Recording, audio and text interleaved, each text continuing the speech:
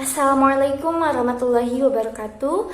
Nama saya Qurrata Ayunimyati, mahasiswa Bimbingan dan Konseling Universitas Muhammadiyah Tasikmalaya dengan NIM C2086-2010-97 dari kelas B semester 3. Di sini saya akan mempraktekkan video mengenai teknik dan keterampilan dasar konseling dari mulai invitation skill sampai penerapan teori konseling.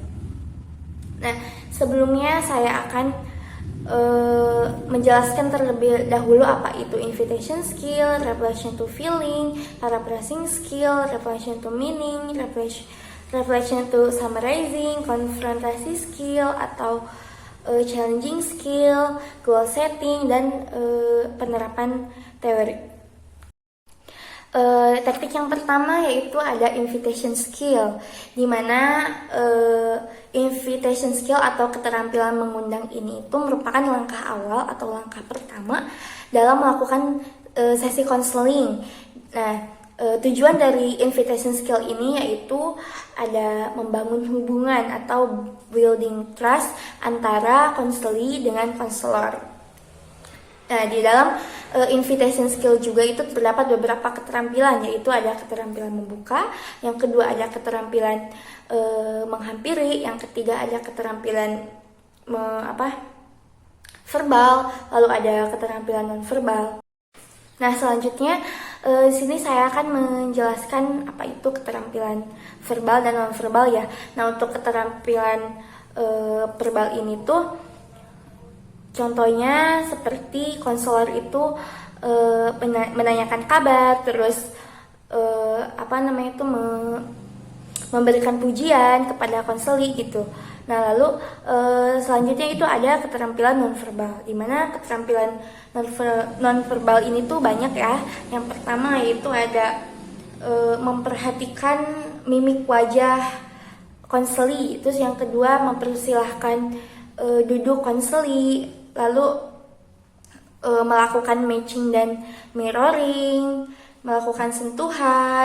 Nah, keterampilan yang kedua yaitu ada paraphrasing skill atau keterampilan dalam memparafrase, di mana konselor itu jadi mengulang perkataan konseli tanpa mengubah makna. Nah, tujuannya itu agar membantu konseli untuk memahami kembali apa yang dia ungkapkan. Nah, prosedurnya itu jadi mendengarkan cerita konseli dulu, nanti baru diparafrase oleh konselor. Nah, dalam paraphrasing skill ini juga merupakan proses memberikan makna, jadi harus memahami fakta klien dan kognitifnya.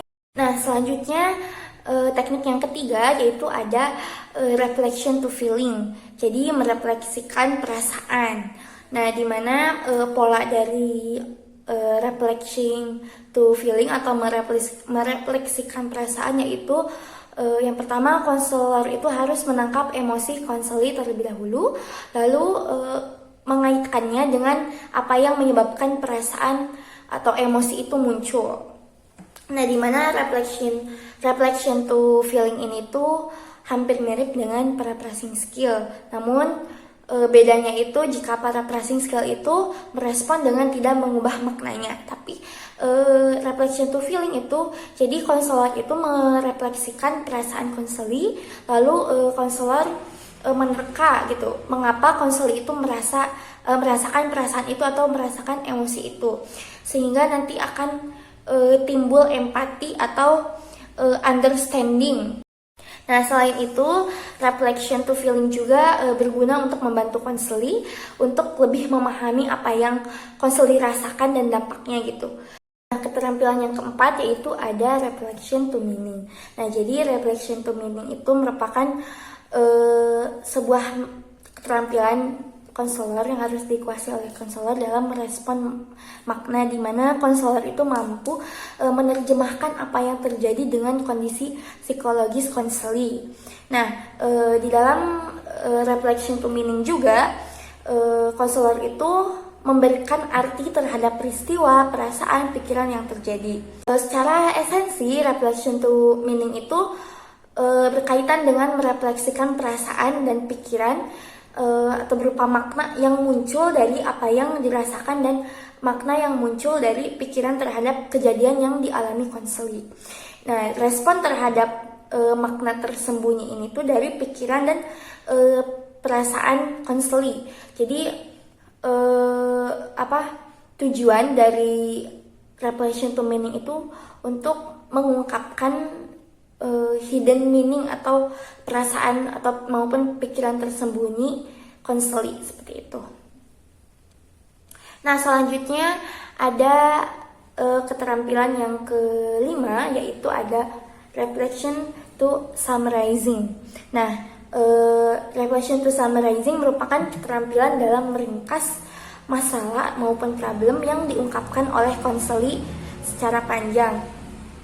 Nah, di mana di dalam reflection to summarizing ini merupakan keterampilan yang harus dikuasai konselor dalam meringkas dari konten maupun perasaan yang diceritakan oleh konseli. Tujuannya itu untuk lebih menyederhanakan atau lebih menyimpulkan masalah yang disampaikan oleh konseli. Nah, teknik yang selanjutnya yaitu ada teknik konfrontasi maupun challenging skill. Nah, di mana teknik konfrontasi atau teknik challenging skill ini tuh merupakan keterampilan untuk menantang konseli agar konseli itu berani gitu ya untuk melakukan sesuatu terhadap masalahnya. Nah, keterampilan yang selanjutnya yaitu keterampilan goal setting atau keterampilan dalam menetapkan tujuan. Dimana di dalam goal setting ini tuh merupakan menetapkan tujuan yang diharapkan oleh konseli. Nah, contohnya gimana? Jadi nanti itu konselor bertanya kepada konseli. Contohnya konselor bertanya, dengan sesi konseling ini apa yang Anda harapkan terjadi pada diri Anda? Atau bisa dengan bertanya, setelah selesai sesi konseling ini berakhir, apa yang kamu harapkan terjadi atau tujuan kamu datang ke konseling ini tuh apa gitu. Nah, selanjutnya di sini saya akan menjelaskan teori pendekatan yang saya gunakan di dalam praktek TKDK kali ini gitu ya. Jadi saya di sini menggunakan teori pendekatan SFBT atau Solution Focus Brief Therapy, atau teori yang berfokus terhadap solusi gitu ya. Dimana pendekatan SFBT ini tuh merupakan salah satu bagian dari pendekatan postmodern. Nah, di dalam SFBT ini tuh fokusnya itu jadi terhadap masa depan, jadi bukan ke masa lalu, dan fokus ke solusi, dalam pemberian solusi gitu. Dalam penyelesaian masalahnya itu fokusnya itu memberikan solusi-solusi. Dan SFBT ini itu terdapat banyak teknik ya. Di dalamnya ada miracle question, scaling, lalu ada exception question dan yang lainnya. Namun di sini teknik yang saya gunakan di dalam teori SFBT ini tuh hanya dua, yaitu scaling question dan miracle question, lalu ditambah dengan pemberian tugas terhadap konseli gitu. Dimana teknik miracle question ini tuh merupakan pertanyaan keajaiban. Jadi nanti konselor itu akan memberikan pertanyaan ajaib gitu kepada konseli gitu dalam penanganan masalahnya. Dan untuk scaling question ini tuh jadi nanti konselor akan bertanya kepada konseli tentang menggunakan pengukuran skala seperti itu. Mungkin penjelasan dari saya dicukupkan sekian.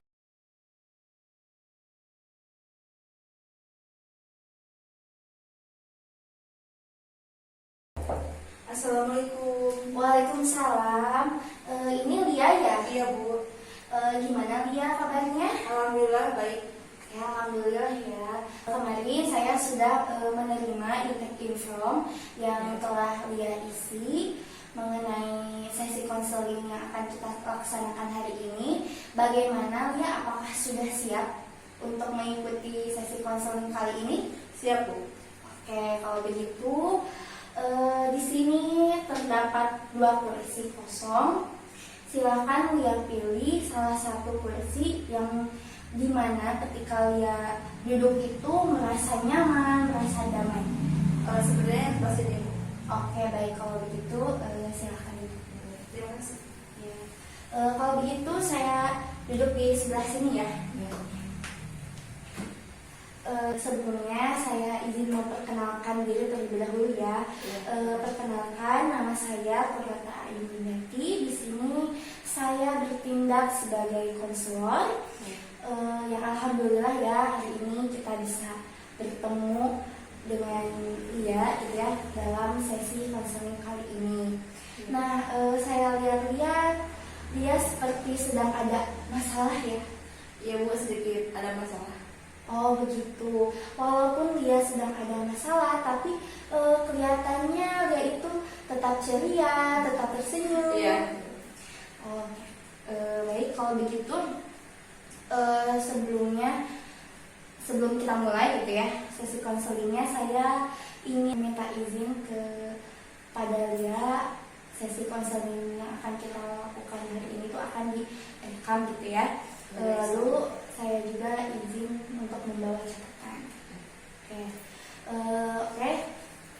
Saya akan bertanya nih, kira-kira latar belakang Lia itu bagaimana? Iya, baik.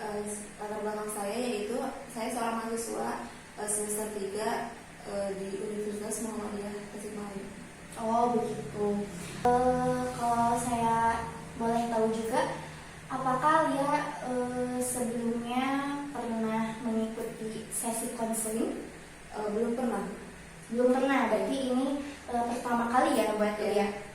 Kalau begitu saya akan menjelaskan terlebih dahulu ya konseling itu apa. Nah, jadi konseling itu merupakan salah satu proses pemberian bantuan gitu ya kepada orang gitu untuk membantu menyelesaikan masalahnya atau membantu menyelesaikan menuntaskan masalahnya gitu.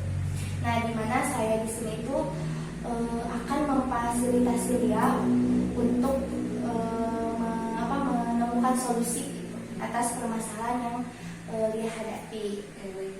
Nah, di mana harapannya itu ketika dia sudah mendapatkan solusi, dia itu bisa hidup kembali normal, jadi setelah itu tidak memikirkan masalah itu lagi. Oke. Nah, tapi sebelum kita mulai sesi konselingnya, saya meminta persetujuan terlebih dahulu karena ada beberapa hal-hal yang harus kita sepakati dulu ya.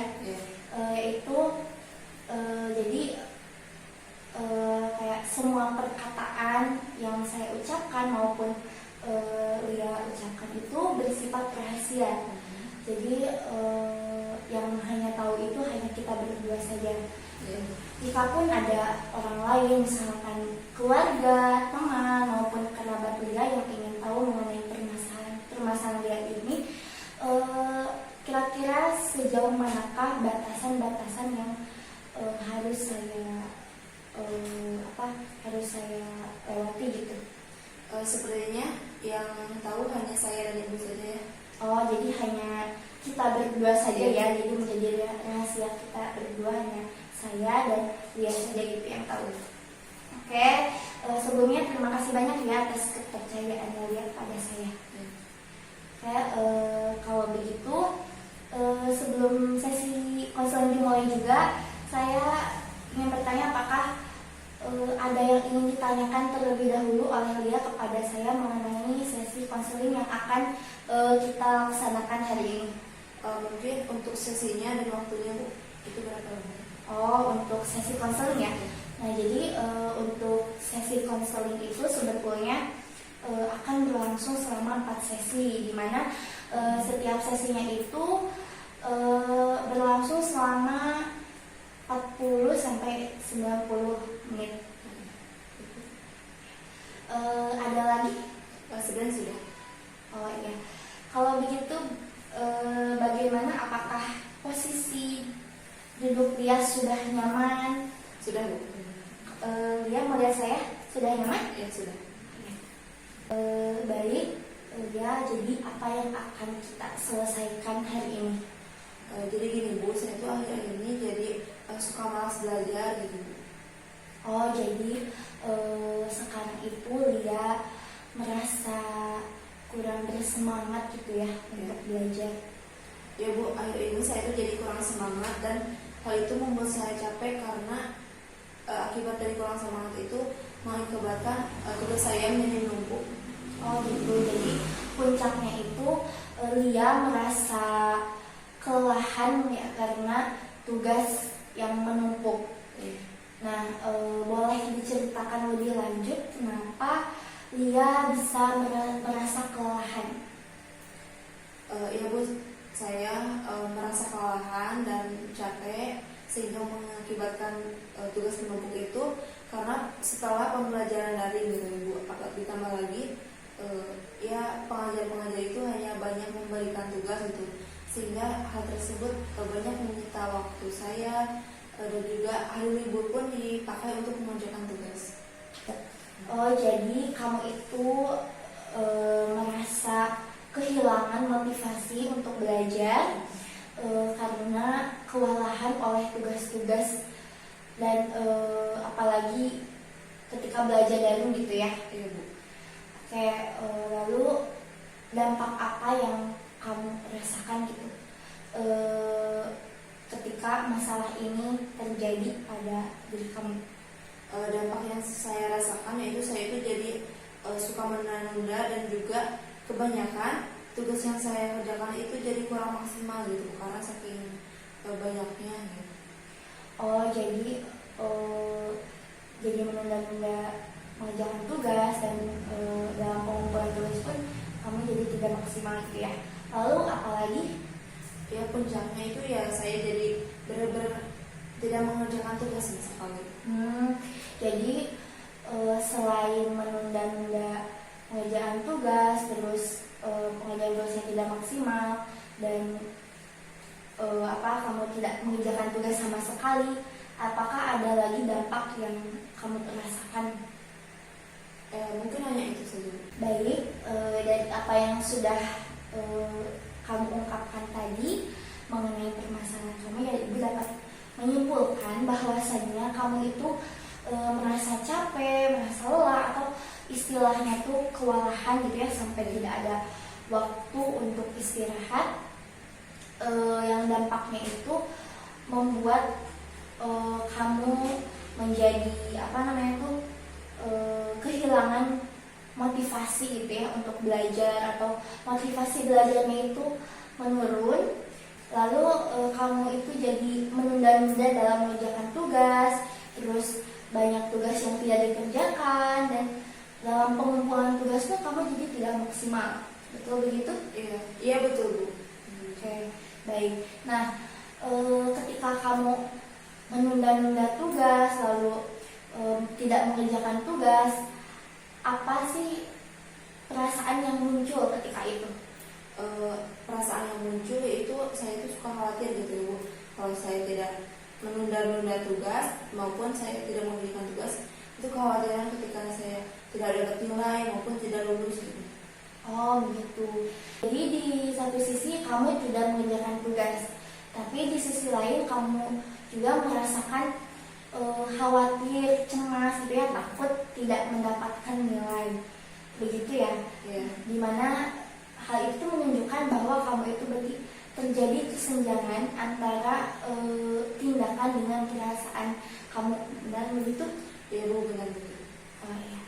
Dengan sesi konseling ini, apa yang kamu harapkan terjadi pada diri kamu?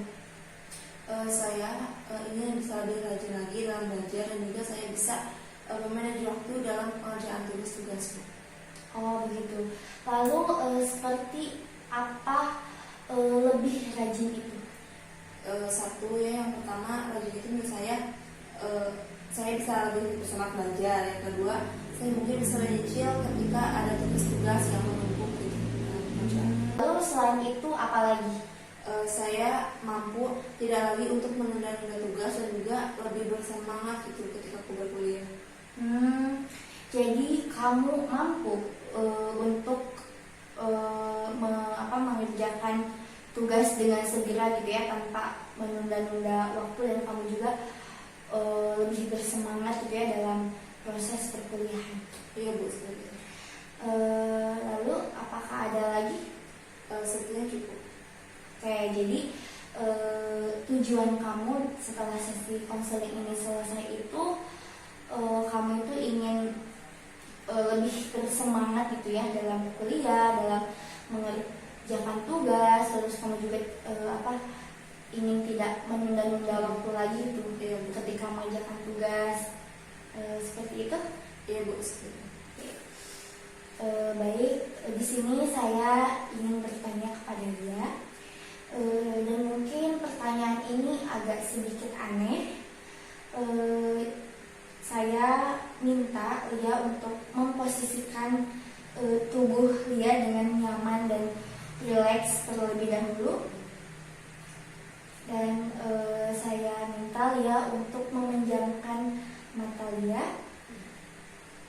lalu tarik nafas dan buang nafas secara perlahan sampai kamu merasa damai, merasa nyaman.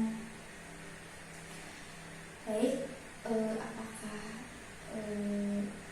sudah nyaman dan merasa rileks? Sudah. Lalu saya minta Lia untuk membayangkan dimana setelah sesi konseling kali ini berakhir, kamu itu langsung pulang ke rumah dengan keadaan yang capek, keadaan lelah, dan setelah Lia datang ke rumah dan dia itu langsung masuk ke kamar lalu tertidur.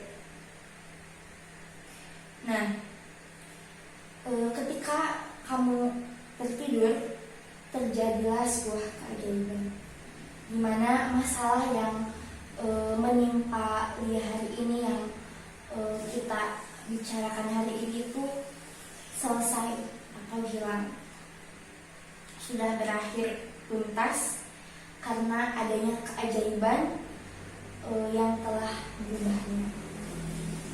Karena kamu tertidur, kamu itu tidak tahu apa yang terjadi, dan ketika kamu membuka mata dan terbangun dari tidur di pagi yang cerah, apa yang kamu rasakan berbeda pada pagi hari itu?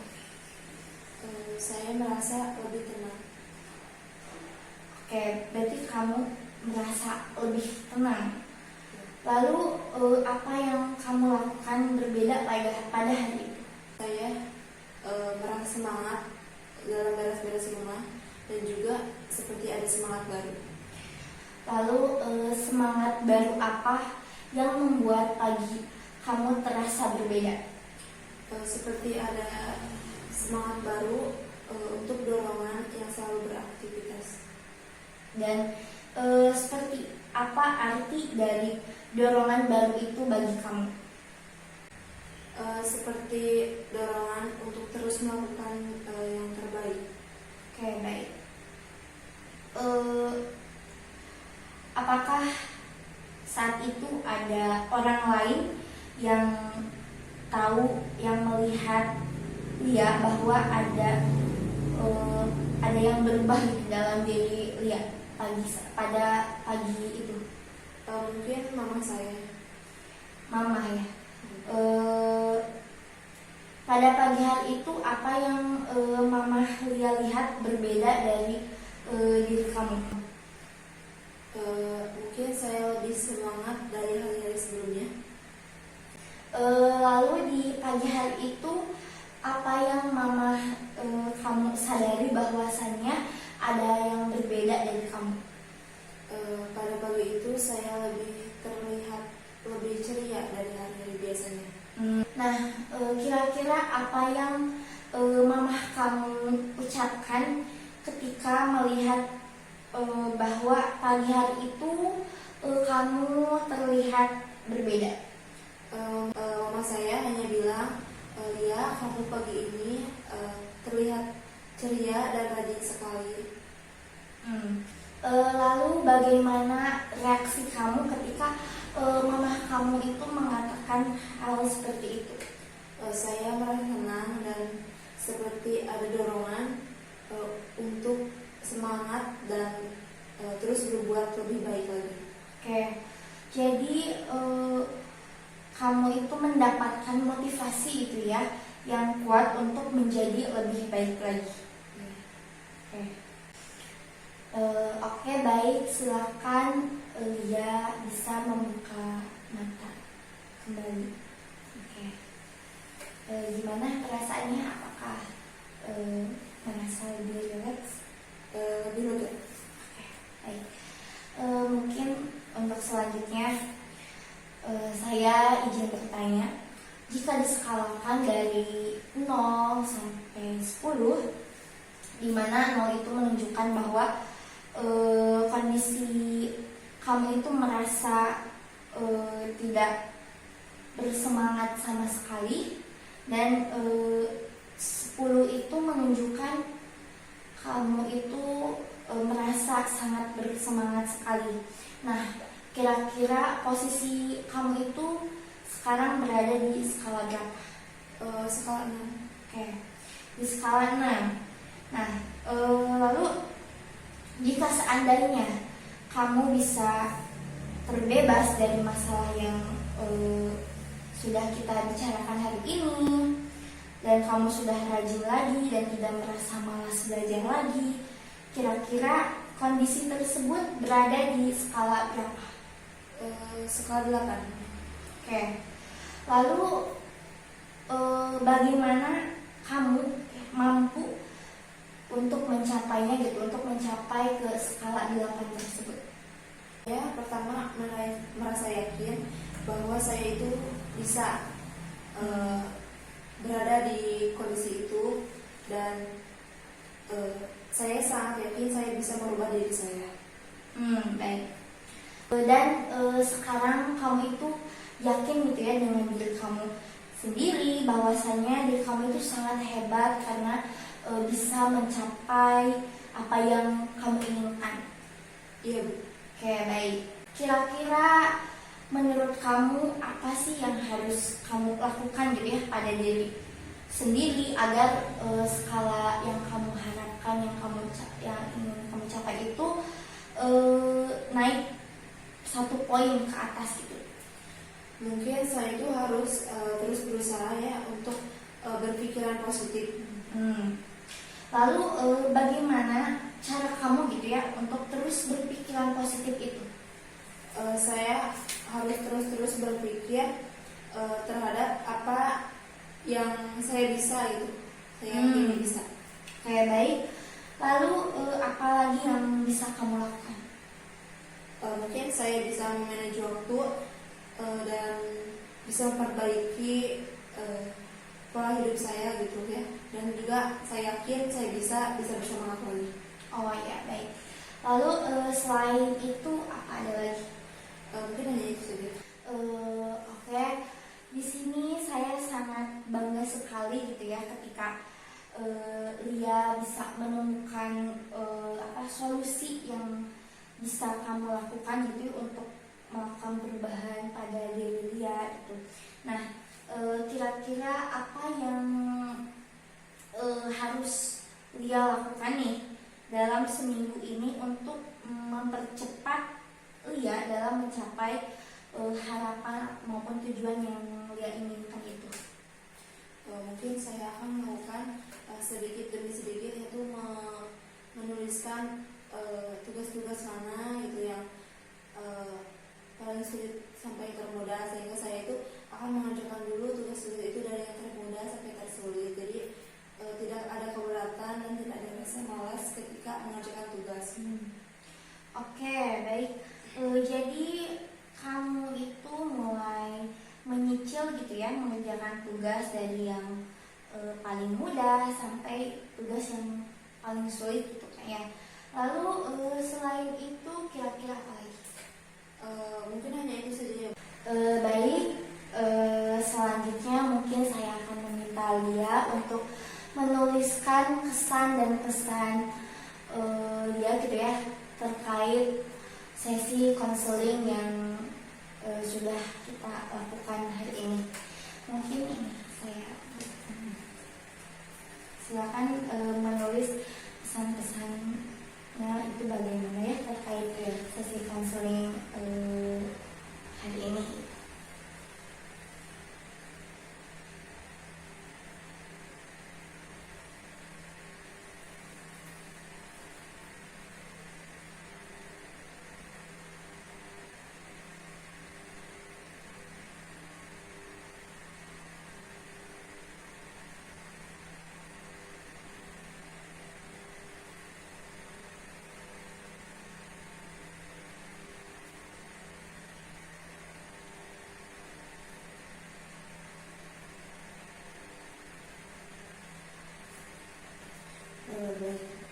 Sudah selesai?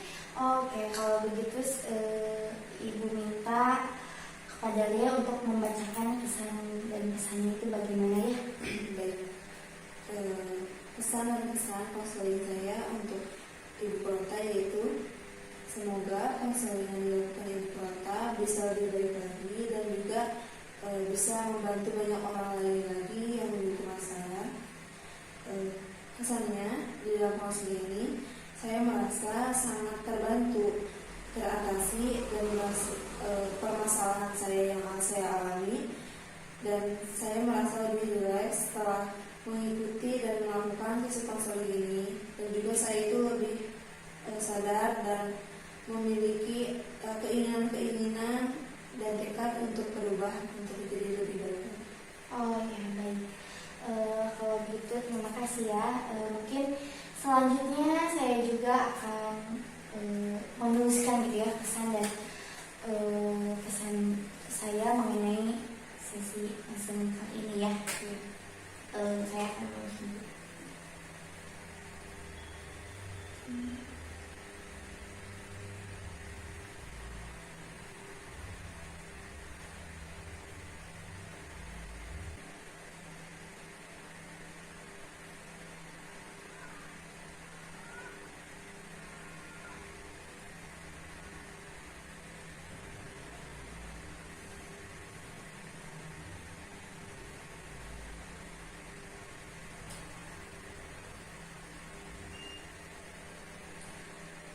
Oke, baik. Saya di sini akan membacakan gitu ya kesan dan pesan saya mengenai sesi konseling kali ini gitu. Jadi mungkin saya kesannya itu merasa senang gitu ya bisa bertemu dengan Lia yang ceria gitu ya, yang walaupun ketika ada masalah juga gitu. Lalu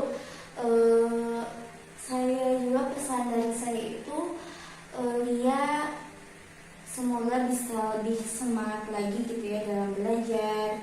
Terus Lia itu harus tahu gitu ya dan bisa menentukan prioritas mana gitu ya dalam mengerjakan tugas dari yang paling mudah sampai yang paling sulit gitu. Dan satu lagi saya harap yaitu bisa konsisten gitu ya untuk mencapai tujuan dan harapan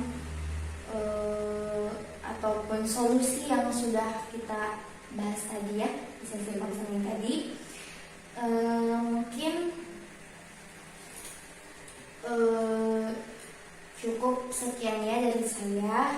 Selanjutnya mungkin sebelum saya akhiri sesi konseling kali ini, sesi pertama konseling kali ini ya, saya meminta nanti di saat sesi kedua nanti itu ya, saya ingin Lia melaporkan kepada saya bagaimana perubahan positif yang yang Lia rasakan atau yang terjadi gitu ya pada diri Lia setelah sesi konseling hari ini. Ya baik Bu, Oke. saya akan melaporkan perubahan saya melalui WA. Oke, baik, terima kasih banyak ya untuk waktunya dan semoga pulangnya Terima kasih banyak ya. Oke, baik, terima kasih banyak ya Lia atas waktunya. Ya Bu, sama.